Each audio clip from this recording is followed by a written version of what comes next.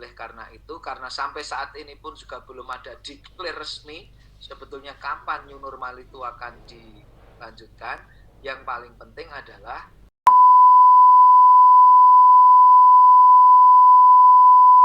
Bapak, yang pertama tentang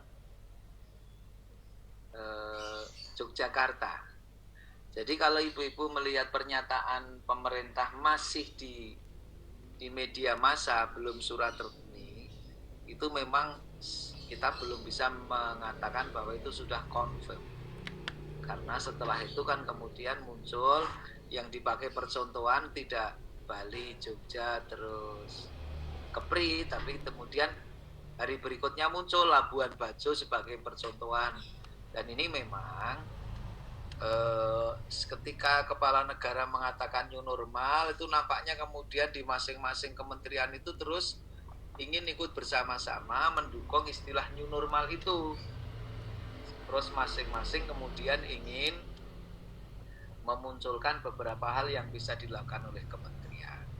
Maka disitulah Muhammadiyah mengkritisi agar seluruh keputusan new normal itu sudah berbasis dengan keilmuan, sebagaimana press release yang sudah ditulis oleh Muhammadiyah itu.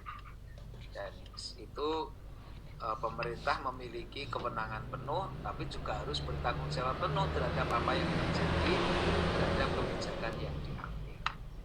Jadi kalau di Jogja, ya angkanya beberapa waktu yang lalu, terutama sebelum Idul Fitri, kan kita berada di hari-hari di mana selalu positif, terutama klaster Indogrosir. Sehingga rumah sakit kita di PKU Embung Ahmadiyah Gaping kan termasuk menjadi salah satu rumah sakit yang dipakai untuk pemeriksaan drive-thru. Sehari sekian ratus yang harus diperiksa dalam rangka tracer, pelacakan siapa-siapa yang punya potensi kontak, sehingga harus semuanya bisa terdeteksi dengan baik. Tapi yang pasti pemerintah sudah memutuskan untuk perpanjangan itu.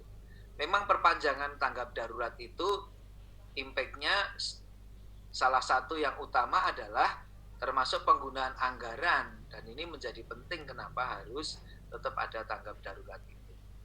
Oleh karena itu, karena sampai saat ini pun juga belum ada declare resmi sebetulnya kapan new normal itu akan dilanjutkan, yang paling penting adalah kita sekarang tahu petanya bahwa Indonesia itu belum terkendali, bahwa kurvanya belum landai, bahwa rumah sakit belum semuanya ready. Kalau tambah kasus separuh saja dari sekarang, rumah sakit sudah kelabakan.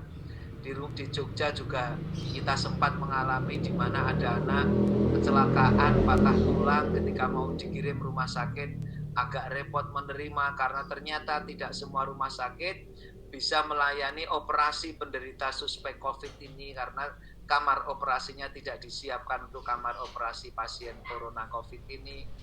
Yang kemudian pasien itu distabilkan dulu di PKU Muhammadiyah Jogja sampai nanti kemudian diatasi.